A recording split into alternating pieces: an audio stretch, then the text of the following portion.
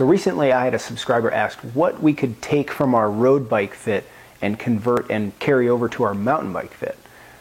So basically, what about if we had a good fitting on the road bike, what would that tell us then about how we needed to sit on our mountain bike or how it needed to be positioned? So that's what this series is going to be about. There's going to be 3 videos in the series.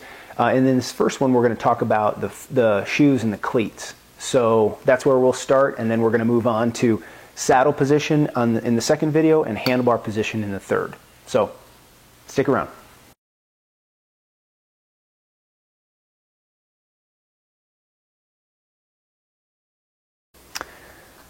Okay, so let's look at the cleats.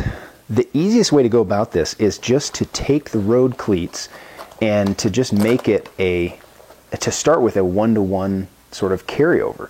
So if we look at this cleat here, and I'm going to zoom in just a little bit more so you can see it better here. Okay, you can see that the cleat itself is set pretty much in the middle of its adjustment here. We have the ability to go from, we could move the cleat all the way forward, in which case the fastener stays put. The fastener will be all the way against this end, or if we scoot it all the way back, it'll be all the way against this end up here. So we can move this back or forth. Now, let's say this is my optimal position for my bike fit.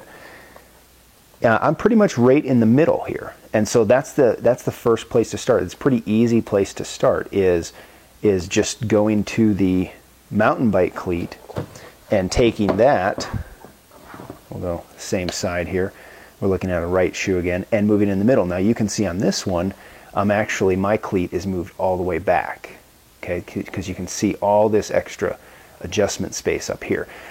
So if this were my mountain bike cleat, I might try and start with it more in the middle. Okay, I might actually move this cleat a little bit further forward.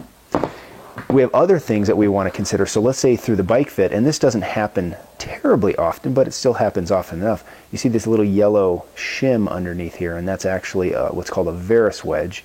And it's just meant to take the cleat and lift up the inside just a little bit so that the cleat is oriented just like that slightly. It has some very specific uses. Sometimes I think they're overused, but if you have one of those, you can actually, in many situations, just translate that again over to the mountain bike shoe, and one can be placed underneath these. They have, in addition to the look style, or that fits SPD, we have ones that will fit, of course, for speed plays, but then there's also these which will work for these 2-bolt systems, these 2-bolt SPD systems. They'll actually fit in there exactly the same way, just like that underneath the cleat. So those are the first 2 things to look at, would be the fore-aft of the cleat, and then if there's any Varus posting underneath there.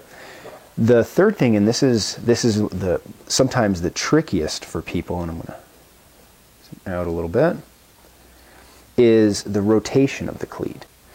This rotation of the cleat is the part that confounds the most people, just trying to figure out exactly where this thing should be rotated. And one thing to note is that many people don't really need a super specific rotation, because there's enough float in many of these shoes, in many of these pedal systems, I should say, that will sort of provide a margin of error for us.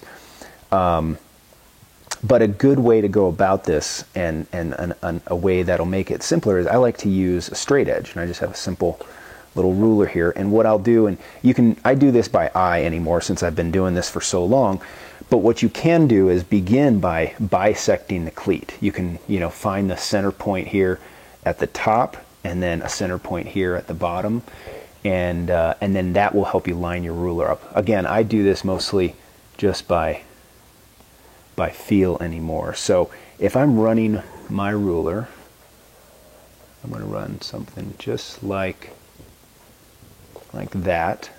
Okay.